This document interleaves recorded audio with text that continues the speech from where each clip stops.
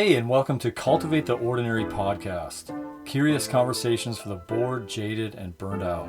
I'm Travis. And I'm Jessie. In a world that sees with dim lenses due to fear, stress, and uncertainty, we want to inspire and spark a better awareness of imagination and God's presence in the everyday. We invite you to join us on a fun journey of discovery and curiosity as we look for God's goodness and love in the ordinary through the lenses of joy, wonder, beauty, and hope.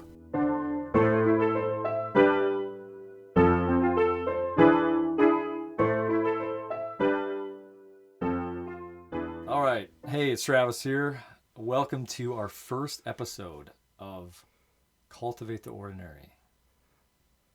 And so, today we're just going to talk a little bit about ourselves, who we are, some of our thoughts behind this podcast, and see what ensues in this conversation. So we are a married couple living in South Carolina.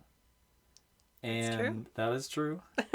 And we are really passionate about foster care and adoption and that space. We work for a national organization called America's Kids Belong.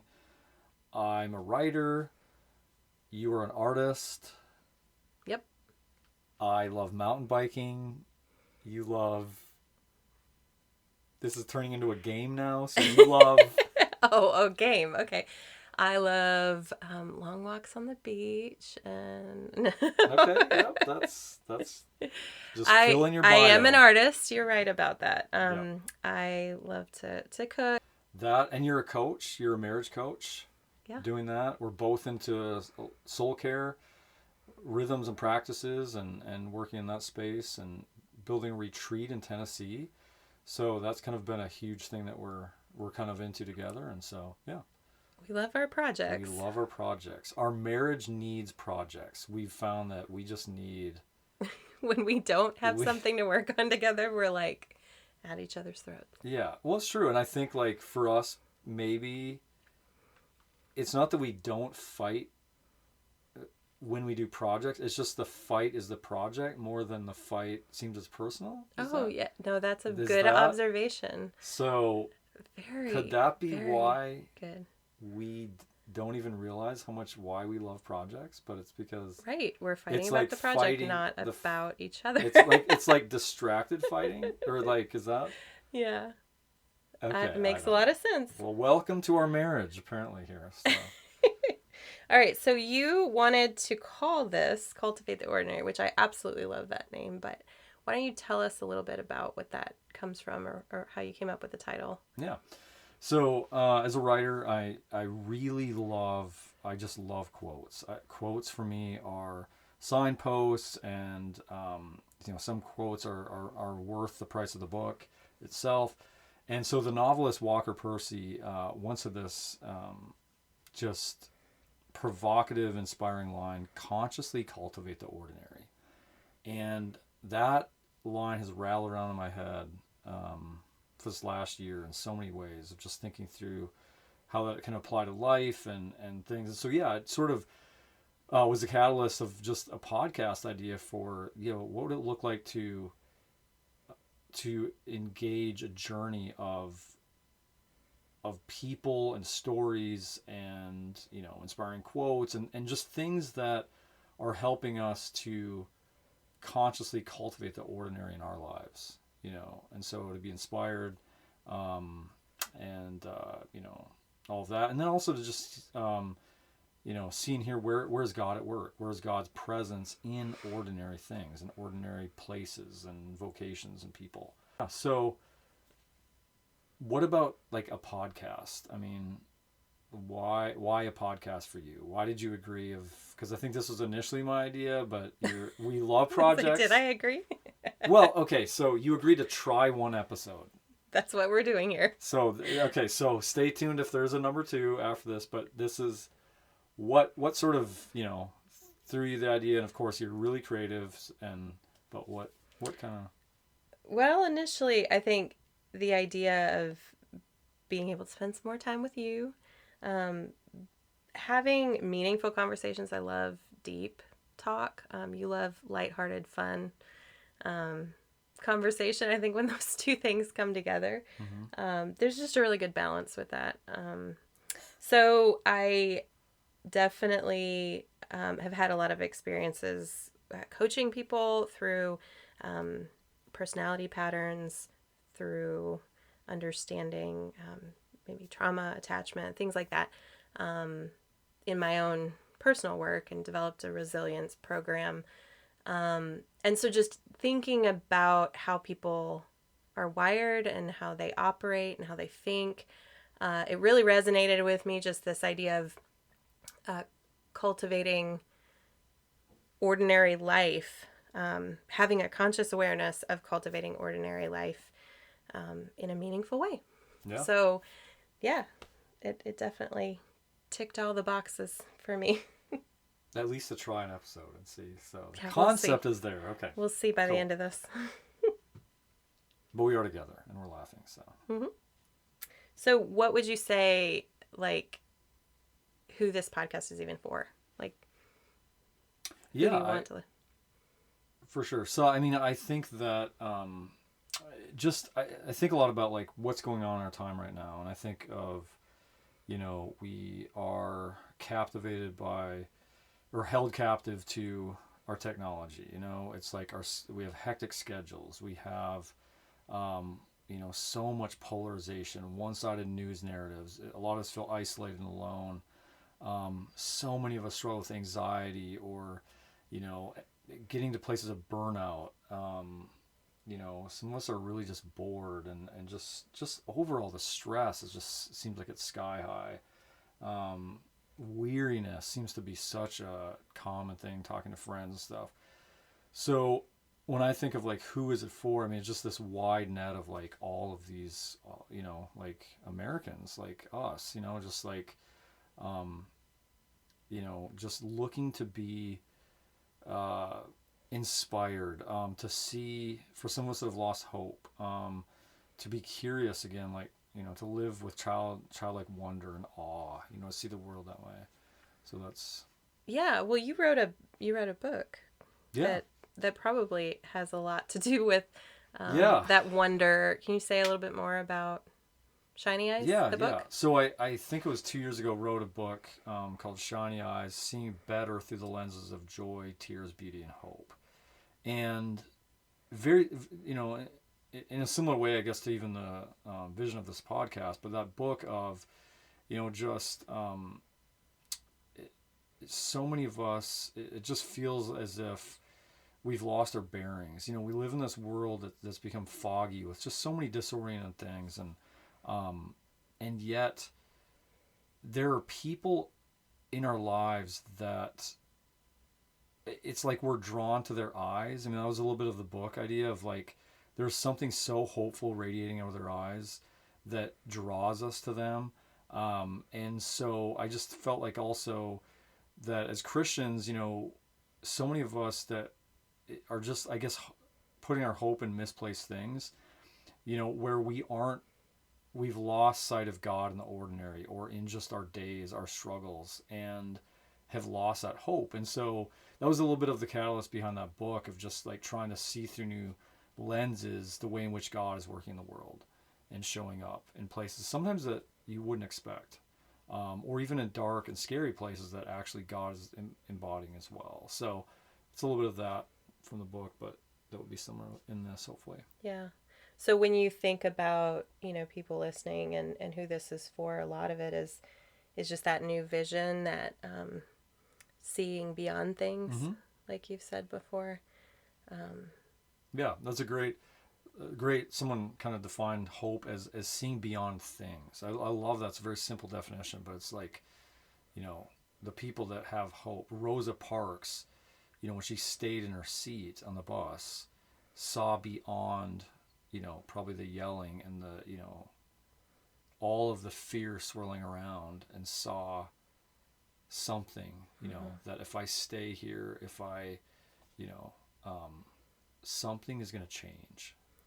So do you think, like, cultivating the ordinary is about the present moment, but like you're saying, hope is about, it's about seeing beyond things to the future. Sure. Yeah. So, cultivating the ordinary has to do with now and the not yet.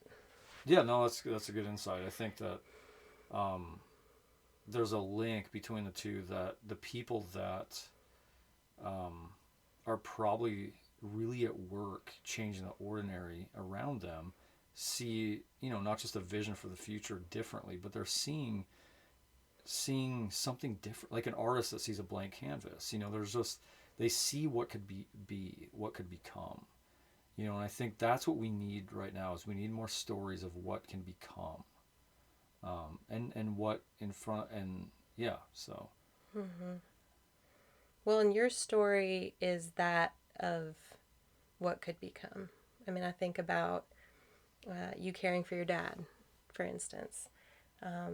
And just for many caregivers, I'm sure they can identify with the daily weariness of you know, giving to others, mm-hmm. nurses, Yeah, family members, people who have that same experience. But throughout that experience, you wrote this book. yeah, yeah. And I think that's what we really hope to see, through, like I said, a journey of going, into stories that are in the ordinary realm of just life and struggle even. And yeah, I think for me with my dad, working, living with him, and caring for him with his severe, end of life dementia. Um, it was just like, I don't know.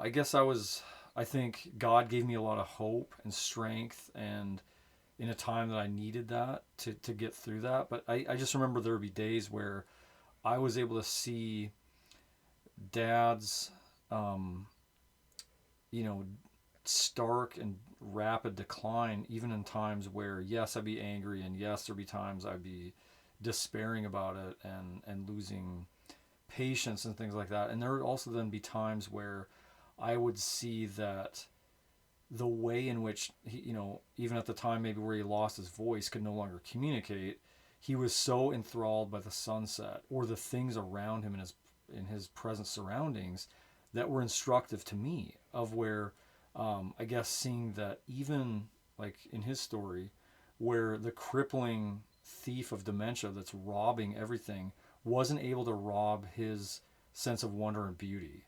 And so I think it's like, yeah, just that was an ordinary moment that my dad, with, I guess, I was able to see differently, um, even with his fog of dementia happening. Hmm. Yeah.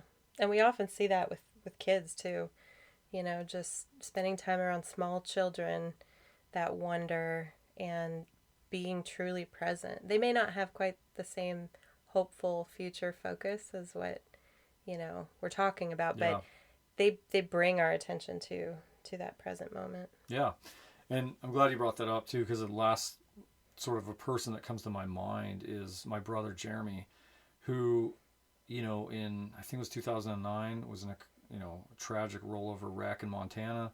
And since then, he continues to be, he had a severe traumatic brain injury. To this day, he's still either in a bed or a wheelchair 24/7, needs full care, needs fed through a tube, all of that, cannot speak, fully trapped in his body, but can communicate either through a device or by simply moving his arm, and we spell through the alphabet. And I see Jeremy as such an inspiration for how he cultivates the ordinary around him, and constantly is teaching the rest of us how to have joy. And that's just within the bleakest of circumstances. He's seeing beyond things, like we talked about with hope. And he's teaching us how, even really limiting tragic things, not dismissing that they're tragic and sad and hard to deal with, but can be, there's there's something that can be cultivated still in that is Mm. in his way changing the people around him, not just his world, but he's changing people and giving them hope. Mm.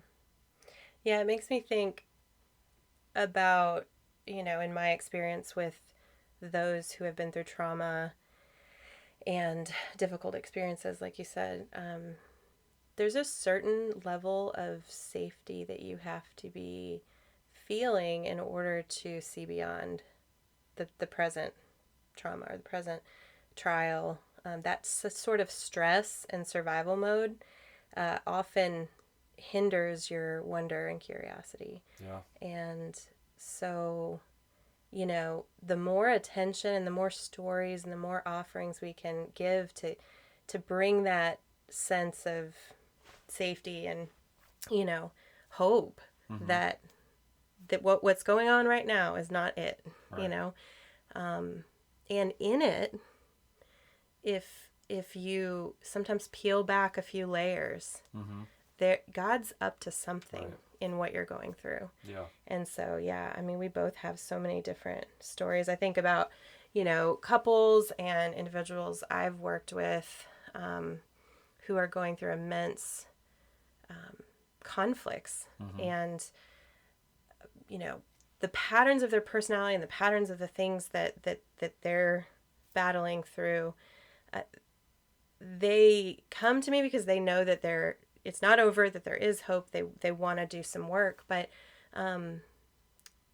my job a lot of times is like, let's see beyond what's going on right here in Mm-hmm. this moment. Like, Yeah. sometimes they're going to the past experiences, assuming things, Mm-hmm. or they think they know how this is going to play out. But every new situation is a new opportunity for something to be created. Right. And so just keeping that attention that you can consciously cultivate every moment of every day and bring in goodness. Right. Yeah. Yeah. And so I think that's the last part of sort of the vision behind, cultivating the ordinary, is trying to see through new lenses, or, a new eyes, through the lens of joy, tears, beauty, and hope. You're going to probably hear that a lot. That's from the book Shiny Eyes. But I really think that is the way that when we can see the world differently through those lenses, maybe even as we once did, that we're going to see a lot more possibility and hope and joy and all of these things that some of us so desperately need. There's a great line by Marcel Proust, and he said, "The real voyage of discovery is not seeking new landscapes, but in having new eyes." And I think that's, if I were to say that, I'd love that to be sort of a mantra for the journey. That would be one of the big ones. Yeah, I love that. I love that quote so much. But yeah, just that our intention is to see more than just the ordinary every day, but to see God at work in everything. Yeah. So, Yeah, and to hear from others who are seeing that as well and be inspired through that, and again through stories of those things, and then quotes and just conversations, real conversations, and hopefully having a lot of laughs along the way. So that is the intention. Thank you for listening and joining in on this conversation today, and we look forward to sharing some more and having you join us next time.